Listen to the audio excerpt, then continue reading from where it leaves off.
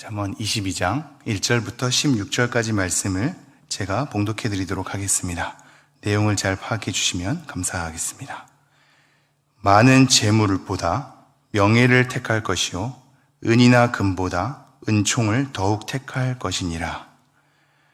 가난한 자와 부한 자가 함께 살거니와 그 모두를 지으신 이는 여호와시니라. 슬기로운 자는 재앙을 보면 숨어 피하여도 어리석은 자는 나가다가 해를 받느니라. 겸손과 여호와를 경외함의 보상은 재물과 영광과 생명이니라. 패역한 자의 길에는 가시와 올무가 있거니와 영혼을 지키는 자는 이를 멀리 하느니라. 마땅히 행할 길을 아이에게 가르치라. 그리하면 늙어도 그것을 떠나지 아니하리라. 부자는 가난한 자를 주관하고 빚진 자는 채주의 종이 되느니라. 악을 뿌리는 자는 재앙을 거두리니 그 분노의 기세가 쇠하리라. 선한 눈을 가진 자는 복을 받으리니 이는 양식을 가난한 자에게 주미니라. 거만한 자를 쫓아내면 다툼이 쉬고 싸움과 수욕이 그치느니라. 마음의 정결을 사모하는 자의 입술에는 덕이 있으므로 임금이 그의 친구가 되느니라. 여호와의 눈은 지식 있는 사람을 지키시나 사악한 사람의 말은 패하게 하시느니라. 게으른 자는 말하기를 사자가 밖에 있은즉 내가 나가면 거리에서 찢기겠다 하느니라. 음녀의 입은 깊은 함정이라. 여호와의 노를 당한 자는 거기 빠지리라. 아이의 마음에는 미련한 것이 얽혔으나 징계하는 채찍이 이를 멀리 쫓아내리라. 이익을 얻으려고 가난한 자를 학대하는 자와 부자에게 주는 자는 가난하여질 뿐이니라. 아멘. 저희들이 요즘 계속 잠언 말씀을 보고 있는데 여러분 어떠신지요? 이 잠언 말씀들이 여러분 눈과 마음에 한 구절 한 구절 잘 들어오시는지 모르겠습니다. 제가 오늘 설교를 준비하면서는요, 굉장히 많은 고민과 갈등이 있었는데요.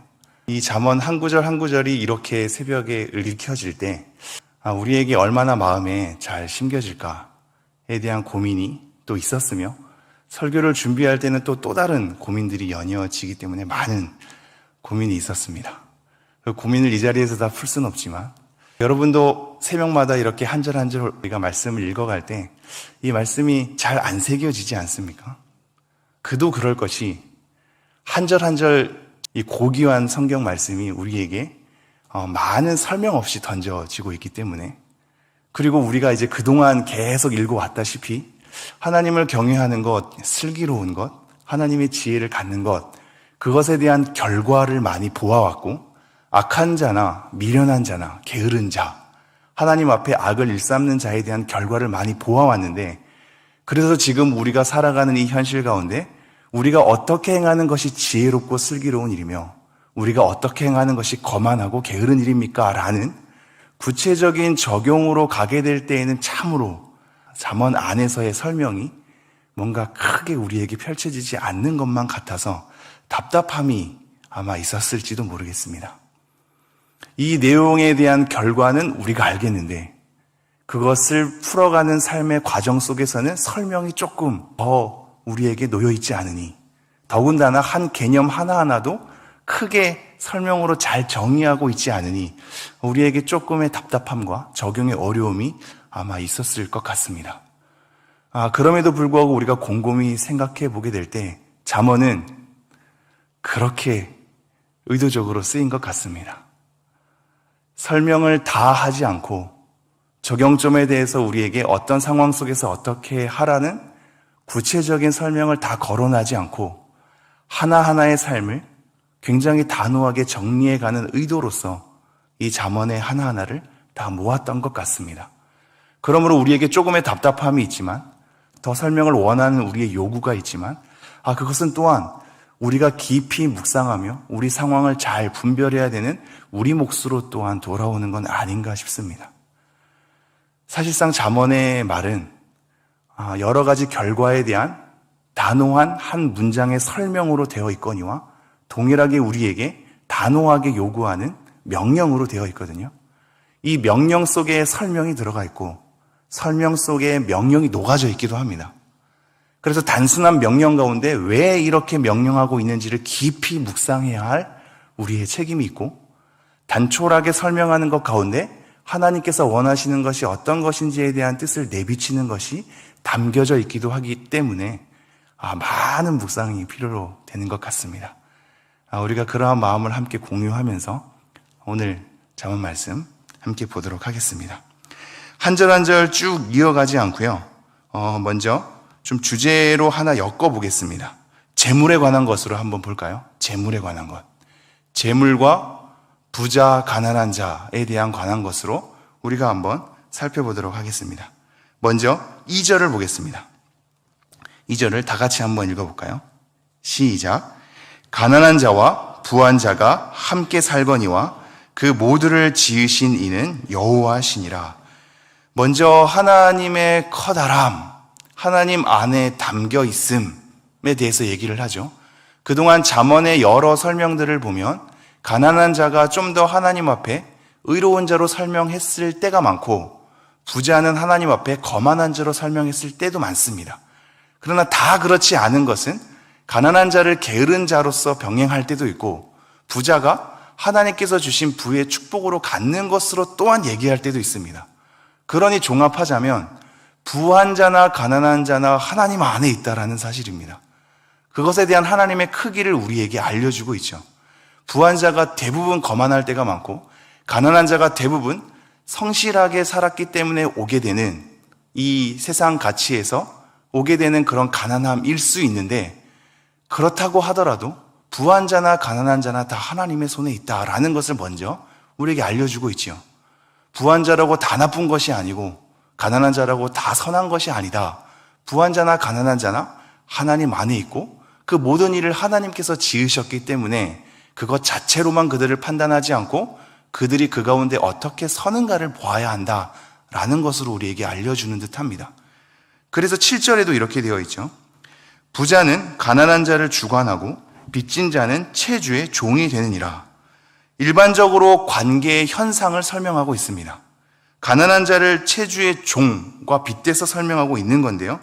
부자는 가난한 자를 주관하는 당연한 이 땅의 현실의 관계에 대한 현상을 설명하고 있죠. 빚진 자는 채주의 종이 되는 것처럼 말입니다. 이 빚진 자와 가난한 자를 빗대어서 종된 관계 속에서 현실을 살아가고 있다라는 이 현상을 설명하고 있죠. 그럼 정리하자면 부한 자나 가난한 자나 하나님이 다 지으신 자인데 그들의 일반적인 관계를 보노라니 주인과 종의 관계처럼 그러한 현실을 살아가고 있다. 그러나 그들이 하나님 안에 있으니 우리가 이 재물을 가지고 부한 자와 가난한 자 사이에서 어떻게 꾸려가야 할 것인가?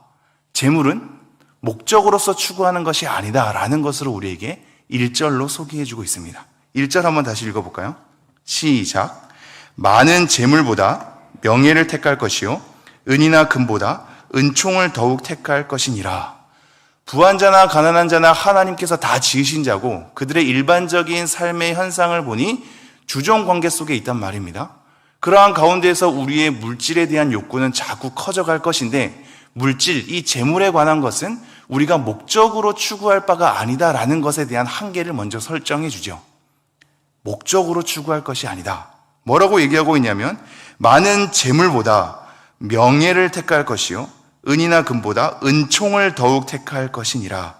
여기서 말하는 명예는 우리가 얘기하는 세상적 가치가 아니라 이름이란 뜻입니다. 이름. 히브리 개념 속에서의 이름은 자기 존재를 의미하거든요. 그럼 예를 들어서 이렇습니다. 많은 재물보다 우리의 존재 자체를 택할 것이다 라는 겁니다. 우리의 존재가 어떤 것으로 입혀지는가에 대해서 목적을 취하지 않고 그것보다 입혀지는 것 다 벗겨낸 우리의 존재 자체가 더 중요하다라고 얘기를 하는 거죠. 그래서 많은 재물보다 명예, 자기 자신, 자기의 존재, 자신의 인격을 택할 것이요 은이나 금보다 은총을 더욱 택할 것이니라. 은총과 자기 존재를 택하랍니다. 많은 물질을 목적으로 삼지 않고 자기 존재 자체에 대해서 그리고 은총에 대해서 더욱 택할 것이다. 재물은 우리가 목적으로 추구할 바가 아니다. 왜 이러한 한계를 설정해 주냐면요.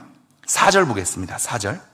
겸손과 여호와를 경외함의 보상은 재물과 영광과 생명이니라. 여기서 겸손과 여호와를 경외함의 보상, 이 보상이란 단어가 굉장히 재미있는 단어인데요. 여러분 야곱에 대한 이름의 뜻을 아시지 않습니까? 발 뒤꿈치를 잡다라는 뜻이 바로 이 뜻인데요. 겸손하고 여호와를 경외하게 될 때 발 뒤꿈치를 잡듯이 뒤따라오는 것에 대한 것을 보상이란 것으로 설명합니다. 그 보상은 재물과 영광과 생명이니라. 영광과 생명은 알겠고 너무나 지극히 당연한 듯 우리에게 받아들여집니다. 그런데 그것에 대한 보상이 재물이라고 얘기하고 있거든요. 이것이 1절에서 얘기하는 재물과 동일한 단어입니다. 그렇다면 이렇게 볼 수 있죠. 재물 자체가 나쁜 것이라고 성경은 얘기하지 않고 이 재물이 하나님께서 주신 보상으로 따라올 때 우리에게 복이 될 수 있습니다. 그러나 목적으로 취할 것은 아니다라고 얘기하고 있죠. 이게 잘 여러분 마음 가운데 정리가 되었으면 좋겠는데요. 부한 자나 가난한 자나 하나님이 지으신 자고 그들의 일반적인 관계를 보니 주종 관계인데 하나님께서 보상으로 주실 때의 재물은 우리에게 복이 될 수 있으나 그것을 욕망을 가지고 목적으로 취할 때에는 취하지 마라 라고 얘기하고 있다는 사실입니다. 그럼 우리는 이 재물을 가지고 어떠한 목적을 가지고 사용해야 합니까? 라는 것에 대한 의문을 가진다면요. 9절 한번 보겠습니다. 9절. 선한 눈을 가진 자는 복을 받으리니 이는 양식을 가난한 자에게 주민이라. 하나님 앞에 겸손함과 경외함으로 따른 보상으로 받은 우리의 재물은 재물 자체로 목적으로 우리에게 취하여 생활하는 것이 아니라 가난한 자를 돌보는 것으로 사용되어야 함을 우리에게 얘기를 하고 있습니다.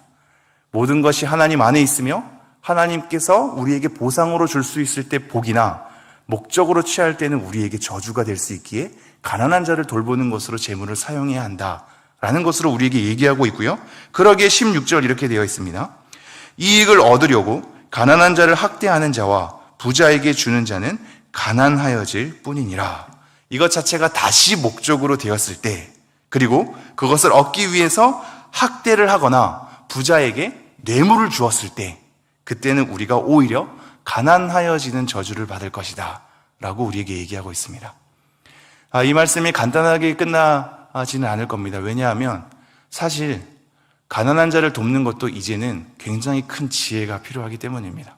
가난한 자를 돕고 싶다고 그냥 막 돕는다고 해서 그를 도와주는 것도 아니고 우리가 봉사의 마음을 갖고 싶다고 해서 마음껏 펼쳐지는 것도 아닌 시절이 되어버렸습니다.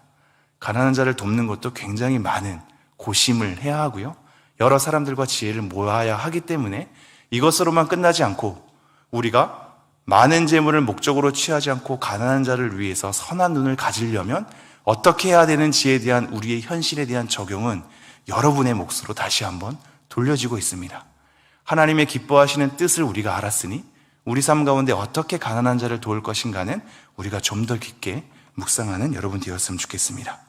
재물에 관해서 우리가 한번 살펴봤고요. 이제는 하나님이 어떤 분인가를 오늘 본문 속에서 어떻게 드러내는지를 다시 한번 보도록 하겠습니다. 2절 말씀, 아까 읽었던 말씀인데요. 다시 한번 보겠습니다. 가난한 자와 부한 자가 함께 살거니와 그 모두를 지으신 이는 여호와시니라. 하나님이 이 본문 가운데 어떻게 소개하고 있는지를 한 4군데 정도로 설명할 수 있는데요. 하나님은 우리 생각보다 굉장히 넓으신 분이다 라는 것을 계속해서 확인해 주십시오. 우리에게는 하나님께서 사랑하시는 자가 우리 하나님을 믿는 우리 자녀일 뿐이라고 생각하지만 그동안 잠언에서 계속 확인해 오지 않았습니까? 하나님께서는 악한 자도 일반적인 은총을 누릴 수 있게 하셨습니다. 그것이 하나님의 크기입니다. 우리만 좋아해 줬으면 좋겠고 우리만 잘 됐으면 좋겠고 우리만 많은 것을 누렸으면 좋겠는데 하나님의 일하시면 그렇지 않습니다. 물론 우리를 자녀 삼아 주시고 자녀만 누릴 수 있는 특별한 은혜를 주셨지만 악한 자도 누릴 수 있는 일반적 은혜에 따라 이 세상을 주관하고 계시다라는 사실, 그것이 하나님의 크기입니다. 우리는 그 하나님의 크기를 지금 여기서 발견할 수 있고요. 두 번째는 4절 읽겠습니다. 겸손과 여호와를 경외함의 보상은 재물과 영광과 생명이니라. 하나님을 경외를 해야 한다. 하나님이 어떤 분인가? 우리가 경외해야 할 만한 존재이다 라는 것을 우리에게 얘기하고 있습니다. 오늘도 우리 하나님은 우리에게 당연히 경외함을 받아야 마땅한 분이다, 경배를 받아야 마땅한 분이다 라는 것을 다시 한번 확인하게 되죠. 그리고 12절입니다. 여호와의 눈은 지식 있는 사람을 지키시나 사악한 사람의 말은 패하게 하시느니라. 하나님의 눈이 지식을 지킨답니다. 이것이 지식이 있는 사람을 호칭하는지 지식 자체를 호칭하는지에 대한 약간의 더 설명은 있습니다. 그러나 대조하는 것이 사악한 사람의 말이기 때문에 지식일 가능성이 더 큽니다. 하나님은 지혜와 지식을 지켜가는 자이며 사악한 사람의 말은 패하게 하시는 하나님이다 라고 얘기를 하고 있죠. 그리고 14절입니다. 14절, 음녀의 입은 깊은 함정이라 여호와의 노를 당한 자는 거기 빠지리라. 하나님은 진노하시는 분이다 라는 것을 또한 알 수 있죠. 그런데 이 진노의 방식을 한번 잘 보십시오. 하나님의 진노를 당한 자가 어디에 빠지냐면 음녀의 입, 깊은 함정 속에 빠진다고 얘기를 하고 있는 겁니다. 그렇다면 우리는 이렇게 볼 수 있을 겁니다. 우리의 여러 가지 악함이 드러나게 될 때 그 악함은 하나님과의 별개로 일어나는 것이 아니라 어떻게 보면 우리가 하나님 앞에 잘 서지 못하는 것에 대한 하나님의 진노의 한 형태로 내어버림을 당하는 측면에서 깊은 함정에 빠질 수 있다는 사실을 우리는 직면해야 합니다. 그럼 이런 것이죠. 우리가 악한 일을 하게 될 때, 그리고 악한 삶을 살게 될 때 내가 잠시 하나님을 떠나서 잘못된 판단과 잘못된 선택으로 악한 일을 당하는 거야 라는 것에 그치는 걸 넘어서서 그 악한 일에 빠지는 것은 그 이전에 하나님의 진노를 당한 상태에서 내어버려둠을 당하는 한 측면으로서 우리는 생각할 수 있는 겁니다. 그러니 더 회개하게 되죠. 내가 악한 것을 선택한 것에 회개하게 되고 그 전에 있어서 하나님의 진노에 내가 이미 빠져서 깊은 함정에 빠진 것은 아닌가, 이 두 가지를 다 갖고 오게 되죠. 그래서 우리는 하나님의 진노를 오늘도 다시 한번 확인하게 됩니다. 마지막으로 하나님께서 오늘 적극적으로 무엇을 드러내는가만 살펴보겠습니다. 두 구절인데요. 아까 얘기한 1절입니다. 제가 읽어드리죠. 많은 재물보다 명예를 택할 것이요 은이나 금보다 은총을 더욱 택할 것이니라. 오늘 우리에게 적극적으로 요구하는 명령, 택하라. 무엇을 택하냐? 자기 존재를 택하라. 무엇을 택하냐? 은총을 택하라 라고 적극적으로 우리에게 얘기를 하고 있고요. 그 다음 6절입니다. 6절 다 같이 읽겠습니다. 시작. 마땅히 행할 길을 아이에게 가르치라. 그리하면 늙어도 그것을 떠나지 아니하리라. 이것이 15절과 연관되어 있지요. 제가 15절 읽지요. 아이의 마음에는 미련한 것이 얽혔으나 징계하는 채찍이 이를 멀리 쫓아내리라. 오늘 우리에게 두 번째로 적극적으로 요구하시는 것, 마땅히 행할 길을 아이에게 가르치라. 그리하면 늙어도 그것을 떠나지 아니하리라. 마땅히 행할 길이 무엇인지를 계속적으로 가르치라고 얘기하고 있습니다. 오늘 잠언의 말씀으로 우리가 계속 확인하듯 말입니다. 오늘 잠언의 말씀은 지혜로운 자, 슬기로운 자, 하나님 앞에 지식을 가진 자가 어떠한 결과를 가지고 있는지에 대한 여러 모습을 그려내고 있으며 미련한 자, 게으른 자, 하나님 앞에 악을 일삼는 자가 어떠한 삶의 결과를 얻게 되는지도 계속 우리에게 설명하고 있습니다. 적용점을 구체적으로 얘기하고 있지 않아 답답함이 있지만 이 길을 확인하면서 우리가 오늘 우리의 삶을 돌아보며 하나님께서 기뻐하는 삶을 조금씩 걸어갔으면 좋겠습니다. 제가 기도하겠습니다.